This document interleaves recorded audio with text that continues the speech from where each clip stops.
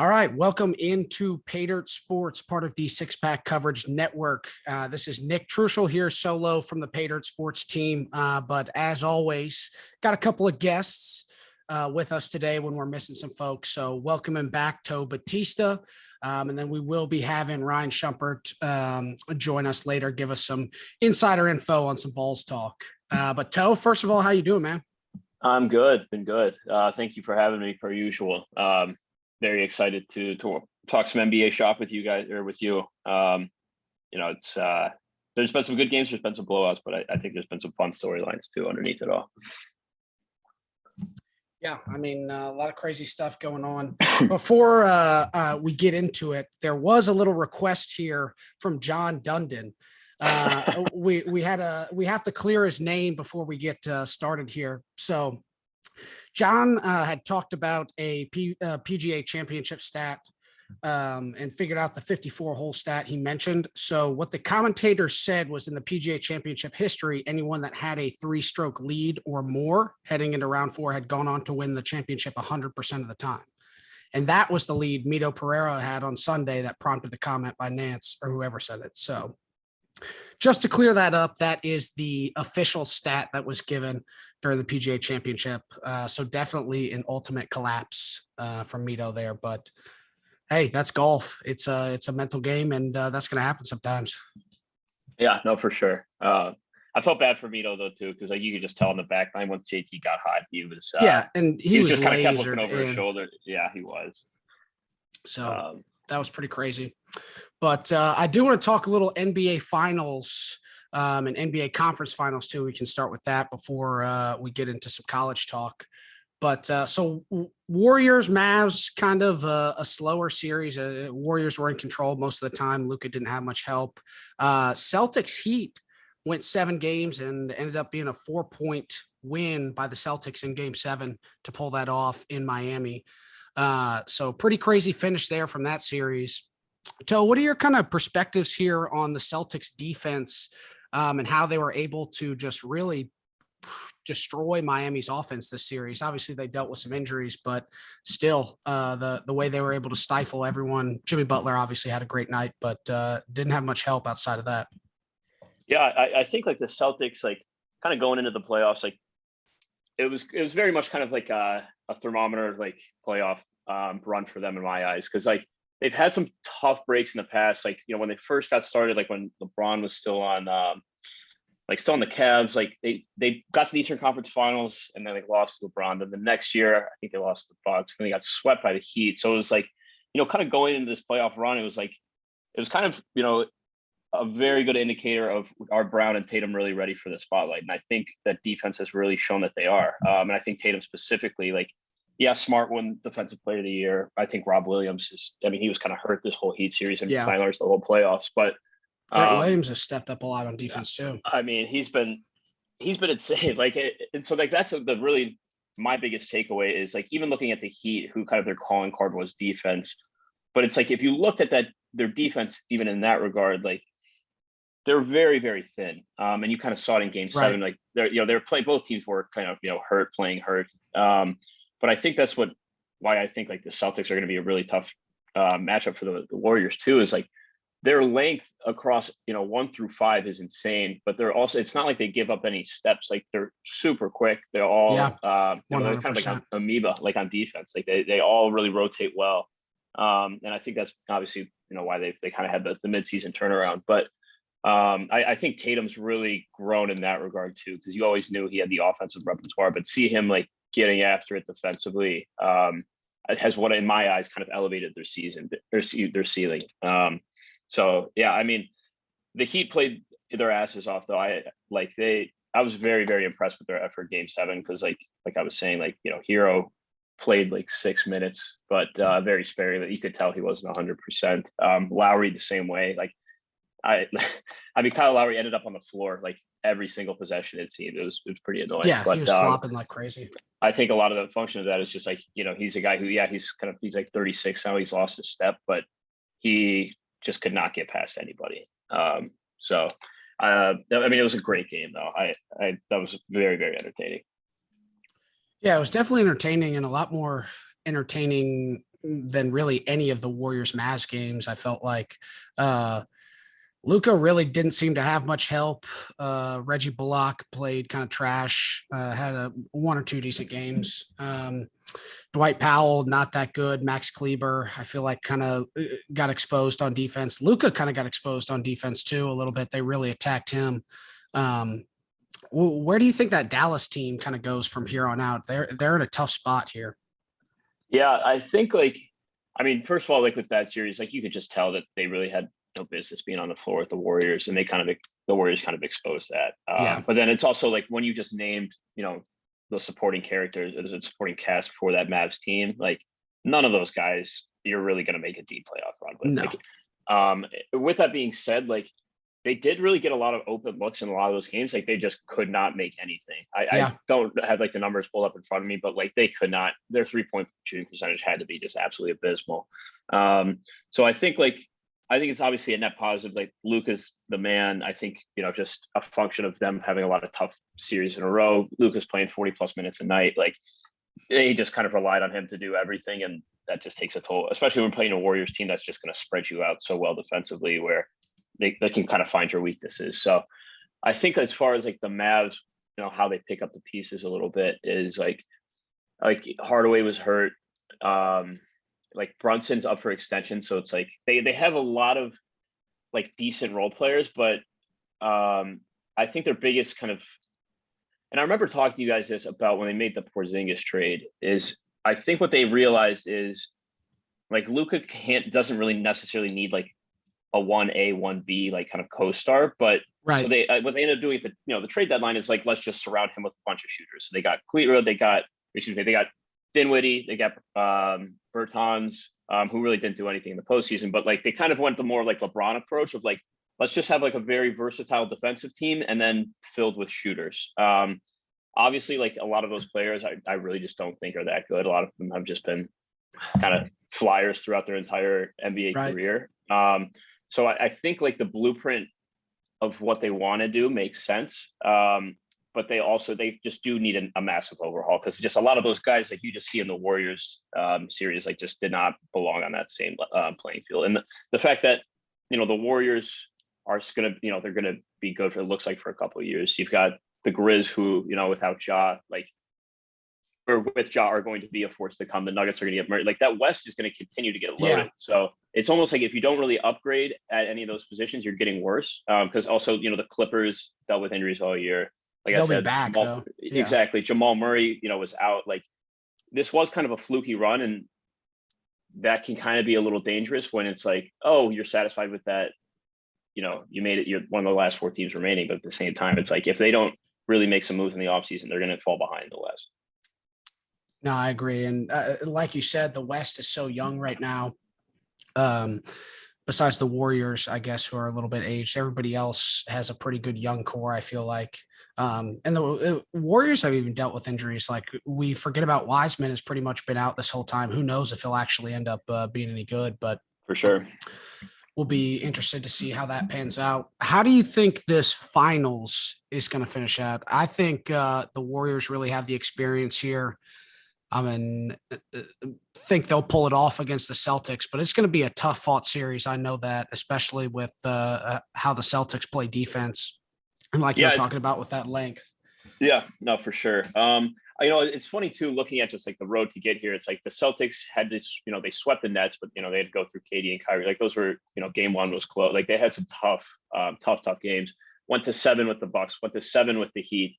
And then on the flip side, you look at the Warriors, they played a Nuggets team that did have a lot of their best players. They beat them in 5. They had the Grizzlies in 6, and half those games were without Ja. And then they just pretty handily just took care of business with the Mavs. So I gotta imagine either they've got to be feeling pretty fresh.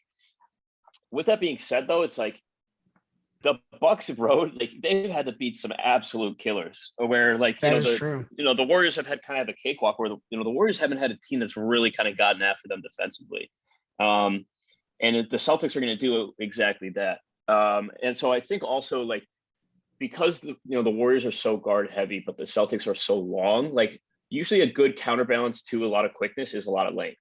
So I actually think the Celtics match up really well. And I was actually listening to some podcasts today, and they were saying that since Kerr got to the Warriors in 2014, the Celtics are the only team in the NBA with a winning record against the Warriors.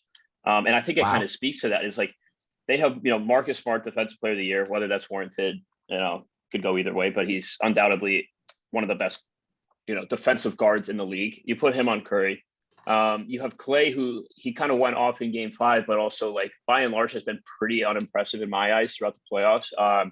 He's kind of lost his quickness, with the dribble, and defensively, he's not the same guy he was, 3-4 years ago when he could just lock up Kyrie and even match up with LeBron. So I think on the flip side, the Celtics pose a lot of mismatches, from their regard too, because Wiggins obviously played really well against Luka. But Tatum is kind of a different beast because he's so much longer than Luka is. And then you have Jaylen Brown, who's for a forward pretty massive. Like, the Celtics lineup is, 6'10" with Horford, assuming you get a healthy Rob Williams, he's a 7-footer. Like, they're going to present a lot of problems for this Warriors team. And I think because they've, obviously the Warriors have been battle tested over a long enough time horizon, but I think this year specifically, like, they haven't really had to face a team that can really bully them defensively. And I think the Celtics can do that. So I actually think I might go, I'm not sure how bold of a take this is, but I actually think the Celtics are going to win in 6. I just really don't think like the Warriors, I obviously, like, it's very tough to bet on the Warriors, but I think they're going to kind of get exposed offensively, where Wiggins has been playing out of his mind. But when you play a team that's so well balanced as the Celtics, right, and the Warriors are too, but what the Celtics can do so well is kind of force you to play, or like force different guys to beat you, because Al Horford can switch, because Right. Brown, Tatum, and Smart can all switch, and like that's what the Mavs tried to do. But it's different when it's Dwight Powell, Reggie Bullock, and Luka versus every guy just named on the Celtics is a very, like, I think also every single guy on the Celtics starting lineup had like an all first team defense vote. And so I think that, like, this really reminds me of, in a weird way, this is obviously not the same, but it kind of reminds me of like when the Pistons in 2004 played the Lakers, where the Lakers had won 2 in a row. They had Kobe and Shaq, and you kind of went into that series like, yeah, this is a very experienced team. They have, great players, obviously, Kobe and Shaq, and then Steph, Clay, Draymond. And that Detroit team really did not get a lot of love going into that finals. And I think, not that the Celtics haven't, like, they've obviously earned their stripes through this playoff run. But I think Warriors are still favored for sure. Yeah, exactly. And I think people are undervaluing how tough of it, that Celtics defense is going to give them issues. So I think I'm not like super confident, but I really think the Celtics are going to win this series. No, I like that take a lot.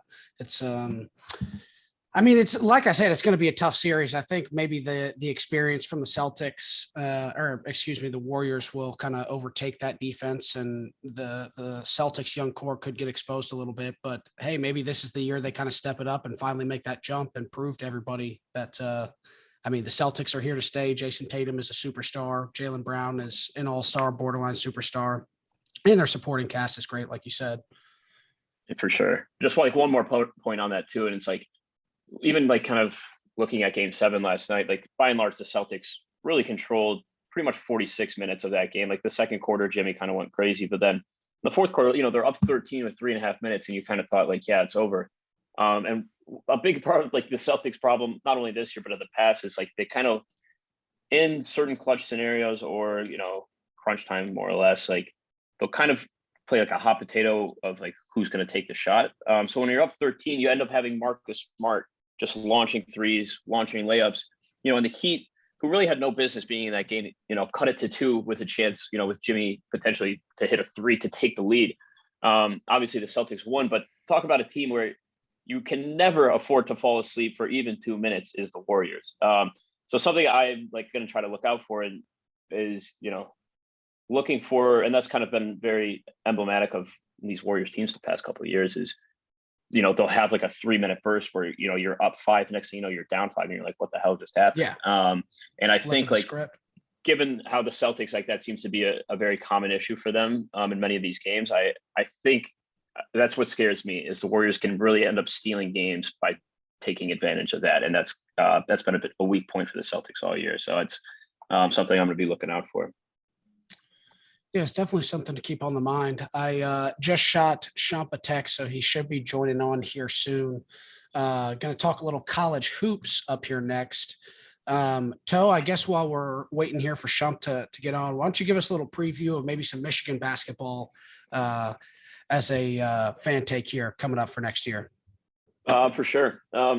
It's been interesting, and you've seen this too, just from the natural landscape of college basketball, like this offseason is like, with us NIL stuff, like you have a lot of good college players who end up staying. Like you've seen this with UNC with like their entire starting five minus Mannix coming back. And you're seeing it with Michigan and Hunter Dickinson, who, I mean, the thing is I've never really thought, and I continue to think until proven otherwise, that he's not really going to be a good NBA basketball player. But it gets to a point when in your college career, when you're an All-American, you're all Big Ten, you're putting up great stats, where it's almost like, how much benefit are you getting from staying in college? And I think without the NIL, I think Hunter Dickinson would probably go. I think Baycott would probably go, just to like cash in while your chips are high. But now, like you see like Hunter staying, you see Baycott staying, you see plenty of other examples of this going on too. And so Michigan, like, obviously kind of had a surprise run into the tournament last year, beating Colorado State and then beating Tennessee. And so they end up, a lot of their guys from next year or from last year are staying. Dickinson staying. They've got two freshmen who are 5-stars who kind of were pretty underwhelming, but also, they're 5-stars, like very athletic, have a lot of potential. They're staying as well. They just got a transfer from Princeton, who's an all Ivy League guy. So I think Michigan's actually going to be probably, if not the favorite, a favorite to win the Big Ten next year. They also have Jawan's other son. His name's Jet Howard, went to IMG. So he's a 4-star. Yeah. Who looks, all the parts of a potential all Big Ten wing. So I'm super optimistic for Michigan. It's just, obviously a lot can happen until then, especially with the transfer portal still kind of alive. But they've got another good recruiting class next year, and they're bringing back a lot of experience. And Hunter Dickinson's probably going to be preseason Big Ten Player of the Year this year. So I'm super optimistic, but we'll see how the rest of the transfer portal shakes out. Yeah, and thank you for the quick intro there. But Ryan Schumpert has joined us in now, talking a little college hoops. Shump, good to have you back on, man. Appreciate it. Glad to be back on. Yeah, it's me and Toe today. Seth is running a little bit late, and Dunny is out on a family vacation, so had to call in a couple of ringers to take care of business while those guys are busy. But, well, I hop on, and I think the last time I was on here was right before the NCAA tournament. The first thing I got here is Toe talking about Michigan, which I think is the last time I talked to Toe too. So there you go, coming full circle. Memories. Yeah. Sorry they had to bring out the A team today here, Sean. But hopefully we could talk about I don't want to make your life too miserable now. We're in the off season. Yeah, it felt like some sort of trap, like an intervention or something. Toe's here to talk about NCAA tournament. No, we definitely do not want to talk too much Michigan after what happened last year. But I did want to jump into the Vols recruiting class, as we've gotten the blue chip 5-star Julian Phillips, got big point guard BJ Edwards. I know Tyreek Key, the transfer right from Indiana State, and then DJ Jefferson up from Minnesota.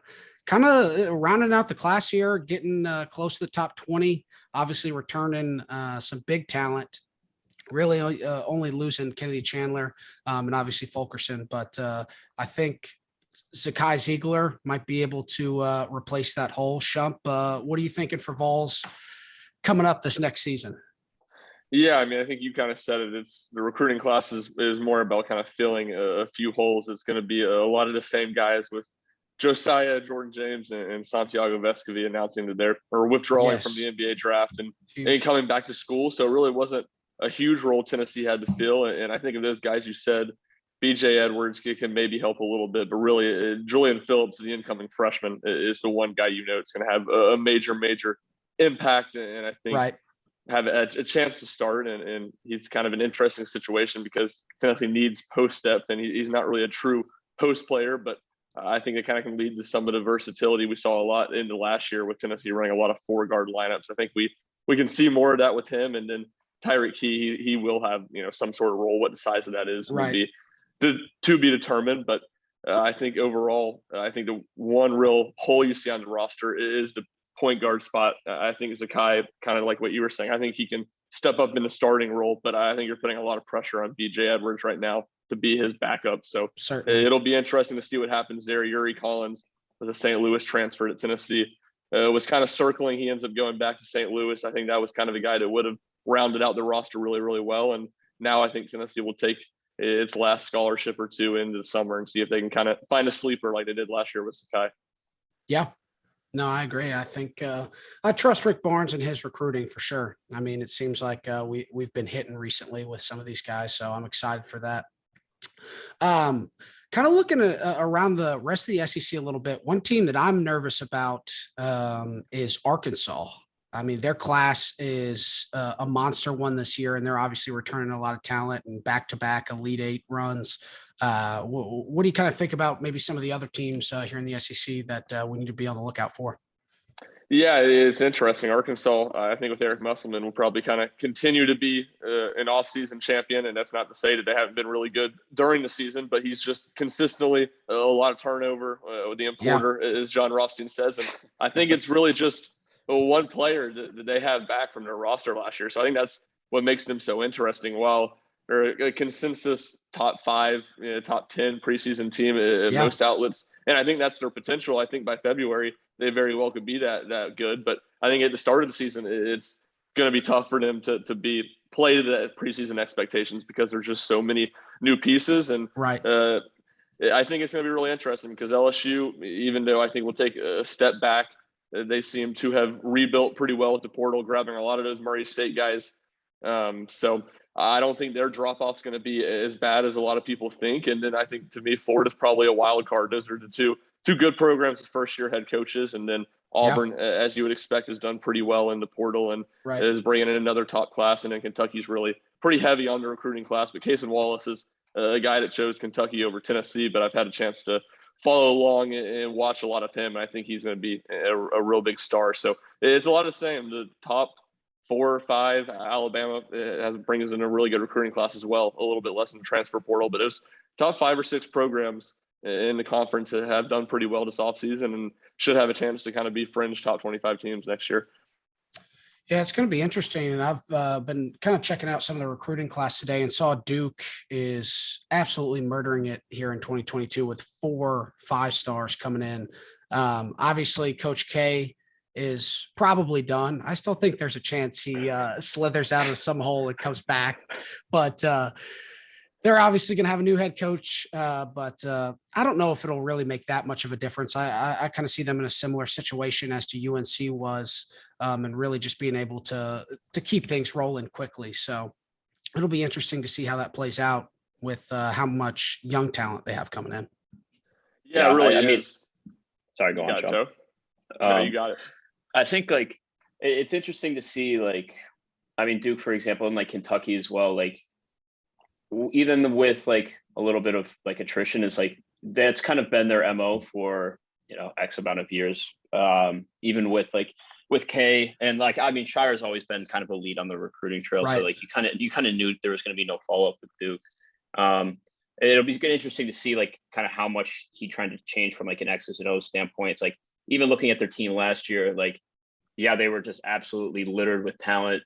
But with that being said, it was almost more of a by committee approach where, when you have so much talent, you kind of are less likely to really lean on guys. And I think even, looking at the NBA draft and looking at Paolo or AJ Griffin is these guys almost, and you've seen this at Kentucky too, is it's hard to almost value these guys, based on not necessarily their college stats, but also the way that a lot of those teams run offense is they're less likely to just let Paolo kind of have all right, you've got the last 5 minutes of the game. You're better than, your matchup right now. Go win us this game. And that's really never been their style. So it's going to be interesting if Shire, coming from that more players approach, decides to be a little more demonstrative with, kind of the leadership or even just kind of allowing guys have more flexibility than they probably previously would have under K. But even kind of going back to the portal and the SEC, and we've seen it in the Big Ten, it's fascinating to see how some of these schools can really lean into the portal, and you're either like not necessarily like drop off time, but like you're going to be so much easier to be competitive when you can scrape a couple guys out. So it's like teams, it's very hard to see, especially from a preseason aspect, like who's really going to rise to the top when there are a lot of question marks, but there's also a lot of like teams that can kind of find themselves, middle of SEC and like kind of like hang around, so to speak, and be kind of a pesky team because like, yeah, they're going to lose X amount of players, but if you could just kind of bring in some portal guys and you already have some existing, like Castleton at Florida, I think is coming back too. Like some of these guys are so much more likely to come back that I think the overall level of college basketball next year is really going to be higher than we've seen it in quite some time. No, I think you're spot on. Go ahead, Shump. Why don't you jump in?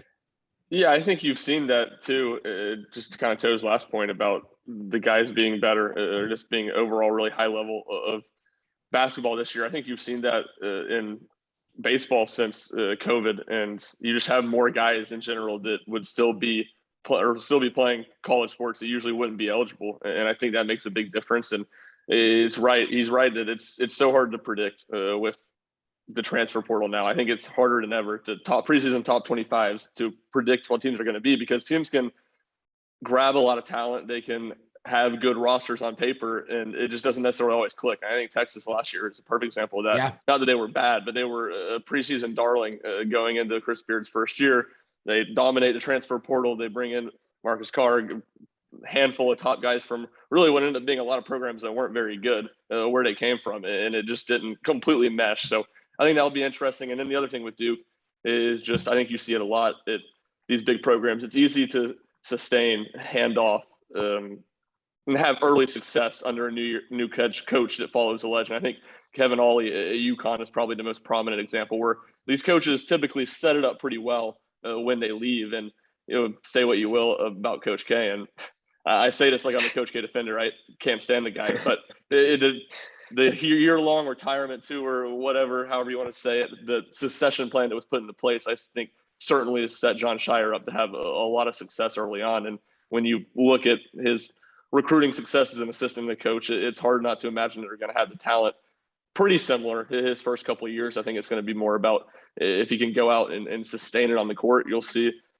Surely there's going to be a little bit of a dip, but it's going to be the same Duke that we've known the past 3-4 decades. Whereas if things start slipping a little bit early, you have a little bit of a drop off. You wonder how much maybe the recruiting does slip and the talent could potentially fall. And I think UNC was an example where you worry about that too. But certainly what Hubert did the second half of the season to turn things around and getting really all those guys to come back has really changed. I think, I mean, you just look radically from the end of March to where the fan base mood tracker, whatever you want to use that term, it was in January when I think just about everybody in North Carolina was questioning whether Hubert was the right choice. And now everyone's aligned, everything's full speed ahead, and North Carolina should be really good for a long time.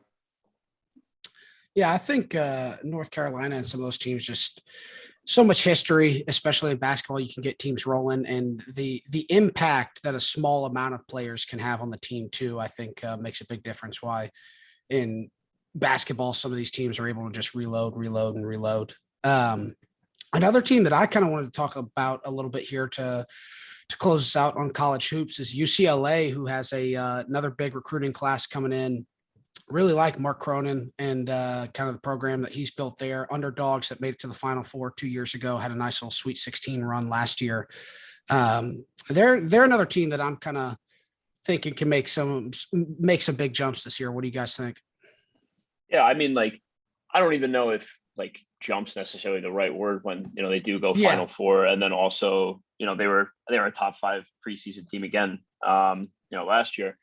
But I think to a greater point, and what you're going to see, kind of across the board too in college basketball, I feel like, is at a certain point, like, because the talent pool has really leveled out to a certain degree, like a lot of these teams are kind of just like backfilling their their bench essentially. Yeah. Because now these guys are going to say, like Juzang, for example, like I think he's gone, but I think Hawkes is back. Mm-hmm. Where it's like, you look at the top 10, even almost from like a preseason standpoint, and you're like, I mean, how can, like, all these teams are going to be really, really good. And I think like how much of that is, Mick Cronin being a great coach? Like, I think that has some part to do with it. But I think also just across the board, like, you saw it with Arizona last year. Like, I remember Arizona started the year 7-0, and, it was like, oh, like, this is just a Pac-12 team. You don't really know. And then they, rattle off like 15 in a row to start the year. They obviously, like, they were number 1 seed last year. Like, I think you're just going to see it. And I don't think that's just emblematic of UCLA. I think just now you're going to see a lot of teams that kind of weirdly will just come out of nowhere, because there is going to be such a big, like, learning curve essentially for, the Arkansas of the world, or even Michigan kind of bringing in some transfers, that, like, there is going to be a lot of shakeup to start out the year, where all that really matters is how these guys play at the end of the year. And I think UCLA, like, they had that, the big run where they made the play-in game, but they had, this was 2 years ago when they went to the Final Four. But they, that's a senior laden team with a lot of good, guards and a lot of good scorers. And I think, like, and you saw it again, like, with UNC, and I think that's going to be more and more of commonplace within college basketball. So, like, there's a lot of good coaches out there, and now a lot of them are really starting to lean into the transfer portal as well. So you couple that with recruiting, and then also now you can kind of, like, you can weirdly kind of attack it from more of an NBA GM standpoint, where it's like, oh, now we need, like, a wing shooter. Let's go to the Sun Belt and try to, you can really backfill your team much better than you previously could have, just like, all right, we're going to get a recruiting class of 4 guys who I think are all going to be starters. And now you can kind of be a little more specialized right, with kind of just selecting your team.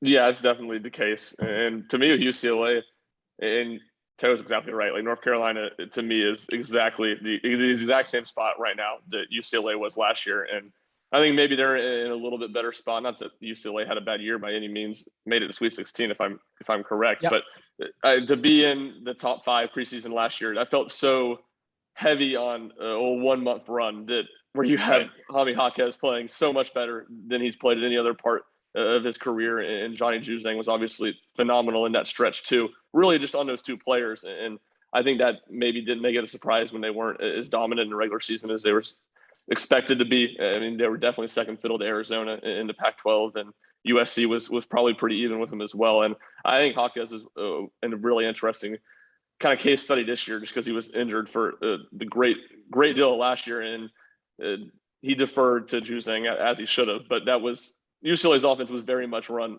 through Johnny Juzang. So I think that'll be really interesting to see. And then the other one that is interesting to me is Peyton Watson, who was a 5-star recruit for him last year and really did not do a ton. And he played a little bit, but didn't have a huge role. So how does that to me, it's just a hilarious culture fit, but just in general, the Mick Cronin recruiting 5-stars, like, that's just, those 2 things don't really mesh the way Mick Cronin coaches in 5-star culture. And he's kind of, what he's seemingly done is, at least when you look at what Juzang did, and he was a transfer portal guy from Kentucky, but it was, if you buy into playing defense, or you're going to get your shots on offense. And I think now that Juzang is gone, it's going to be interesting to see how that kind of dynamic changes where they go to offensively.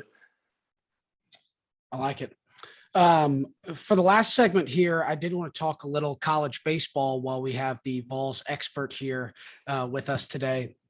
Excited to kind of dive into the Knoxville regional. I saw we're playing Alabama State to start things off, and then we've also got Georgia Tech and Campbell on the other side of that.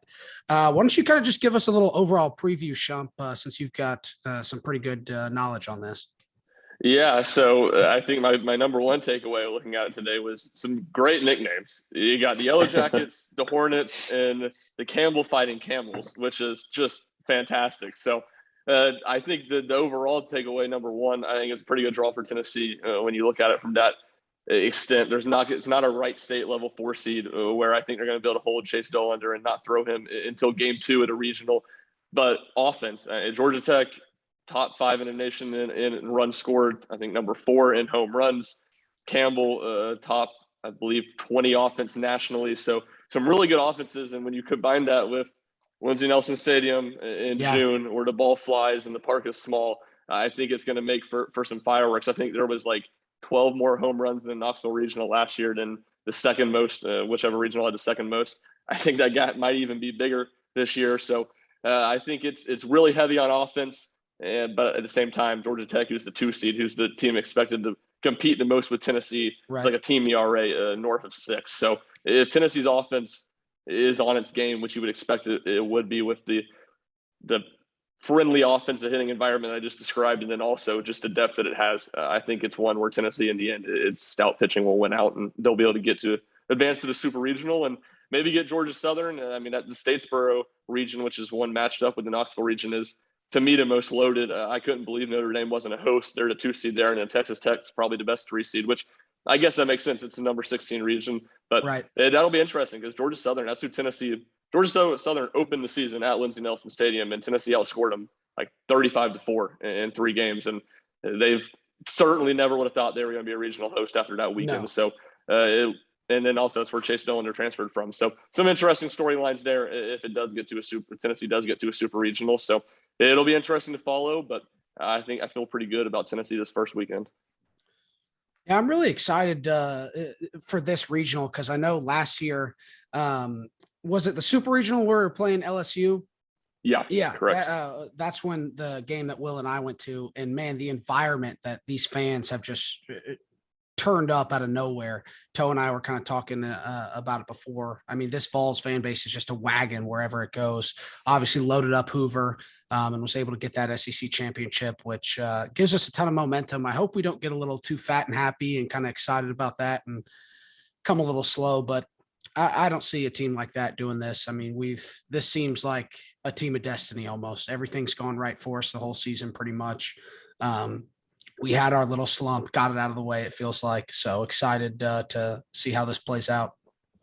Yeah, no doubt. And I think I want to hit on the fans thing. And it's going to be an incredibly tough ticket this weekend in Knoxville. They need to get Lindsey Nelson Stadium bigger as soon as possible. Yeah. I think it's just something like 300 tickets that they have. They're going to be first come, first serve, starting 90 minutes before first pitch on the weekend. But what they did in Hoover, I mean, that was mind blowing to me. It won on the late Friday night game to basically be pretty much even. There was a few more LSU fans. I'll call it 55-45, but to almost be even with the amount of LSU fans that were at that tournament is unbelievable. I mean, they dominate that event. And I remember going there to cover it the first time in 2019 and pulling in and seeing all the LSU RVs, people that camp out for a full week, and predominantly LSU fans too. And then I knew once you got to Sunday and they were playing Florida, who didn't have many fans there, I knew you would have the vast majority of the people there would be Tennessee fans. But for there to be 13,000 people there, almost sold out crowd, and it'd be whatever it was, 85% Tennessee fans, was absolutely wild. I had someone responding to a tweet who I know used to work at the Beacon, where the Tennessee school newspaper where I was at, and he said he covered a 2005 team, which made it to the College World Series, was a really good team. Right. He said there might not have been 200 fans in Hoover that week. So it is crazy how everyone loves a winner, but it's more than that. Tennessee fans have just absolutely fallen in love with Tony Vitello and the program, and it's going to be really interesting to see what they do and what the Tennessee fan base is going to be like if they are able to make it to Omaha, how many go out and make the trip. Yeah, Toe, you were talking about, wasn't it Lendon went last year to Omaha? And he said it was just an absolutely unreal event. So I might have to make a trip here if the Vols are able to do it, because I've heard insane things. Yeah, I had 100% recommend it. I mean, it was a bucket list thing that I never really thought I would be doing with Tennessee, just because of how bad Tennessee has traditionally been.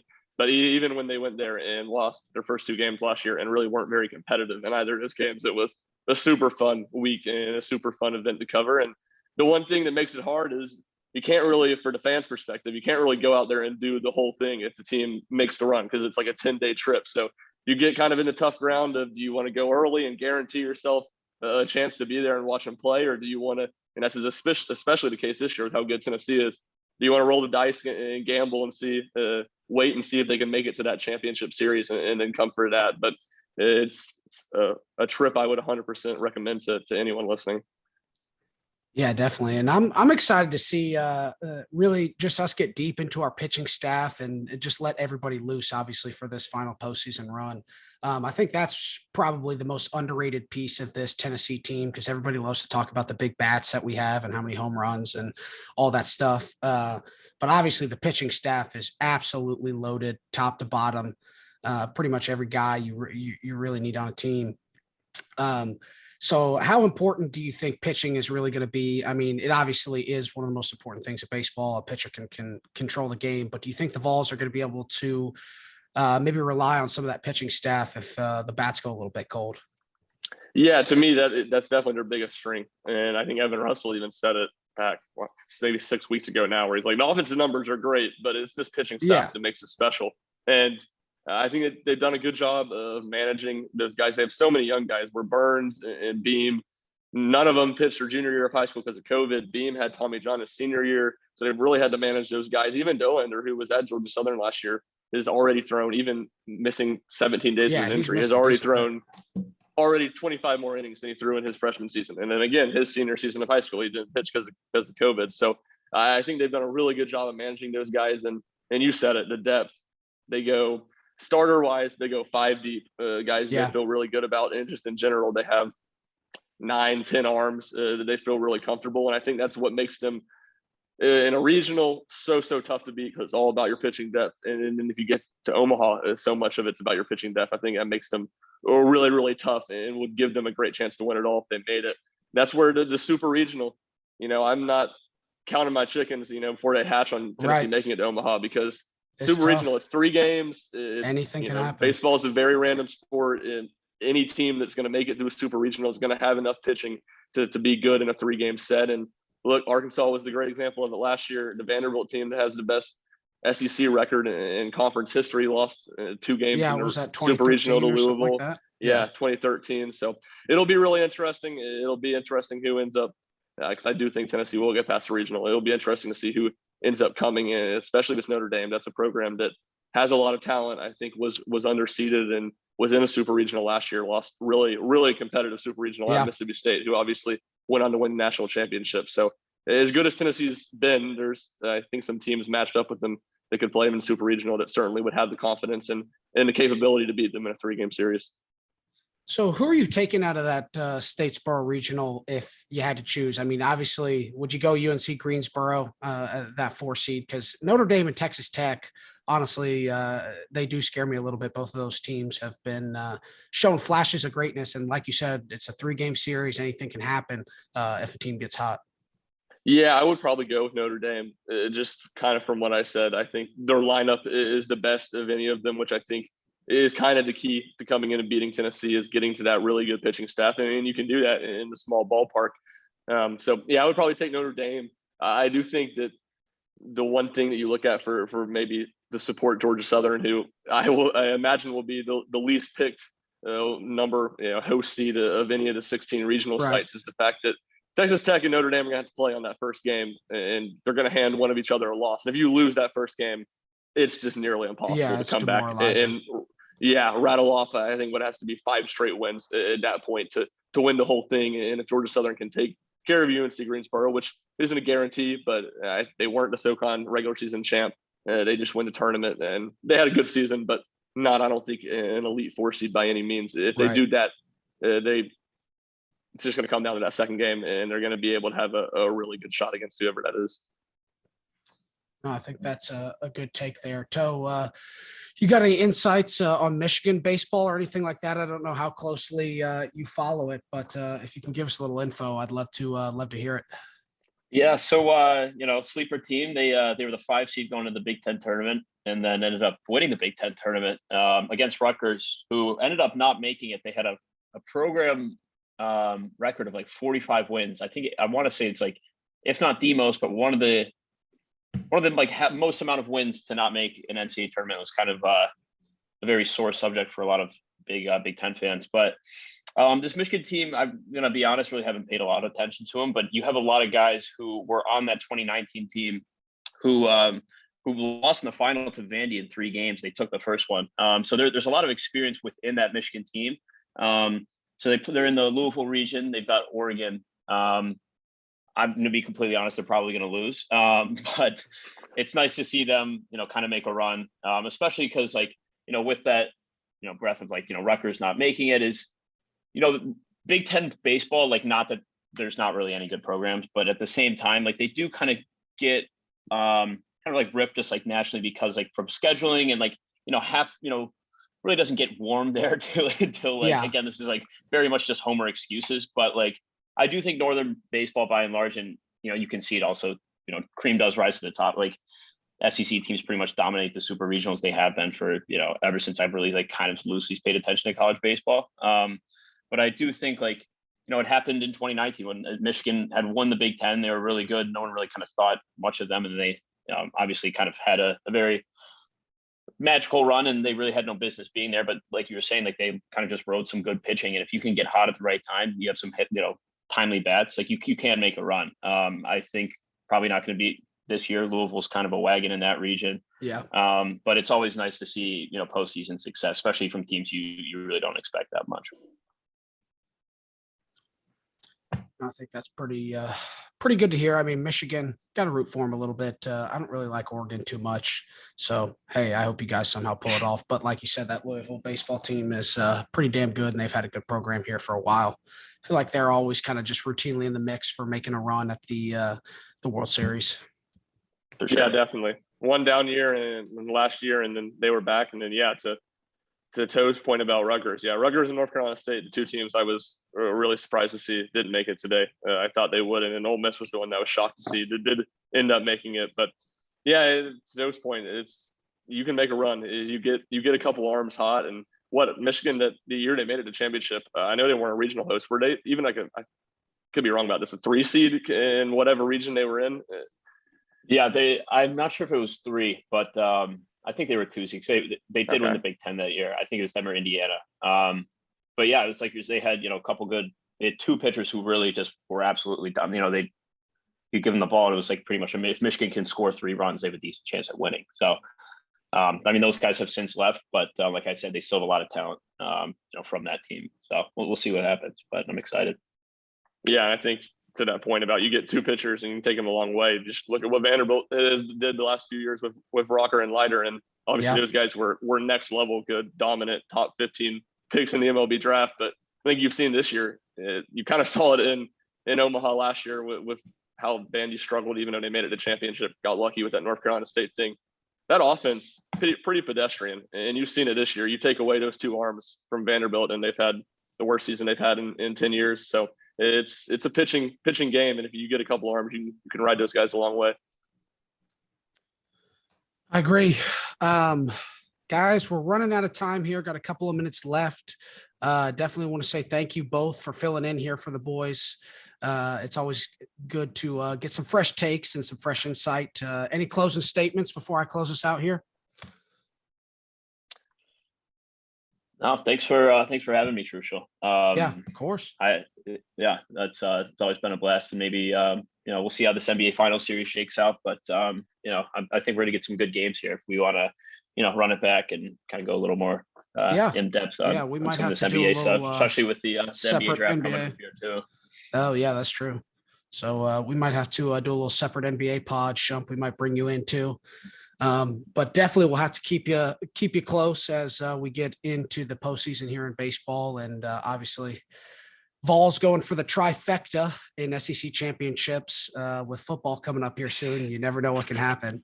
Let's not get ahead of ourselves now. Yeah, I think we have a pretty good sample size of what can happen. Hey, I saw some stat, and Shump, correct me if I'm wrong on this. Don't the Vols have the most national championships over the past year out of any SEC program across all athletics?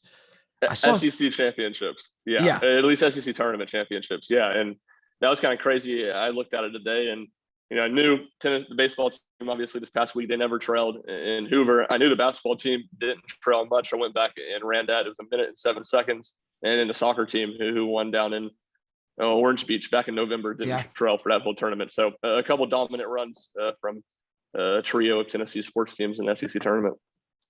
Yeah, you'll love to see it. But guys, thank you again for hopping on. I want to close out things here. Make sure to check out Six Pack Coverage at sixpackcoverage.com. You can check them out on Instagram and Twitter at Six Pack Coverage. Paydirt Sports, you can check out the website, paydirtsports.blog. Check out Twitter, Paydirt_sports, and then Instagram, one word, Paydirt Sports. That's all I got. Thank you guys. Paydirt out.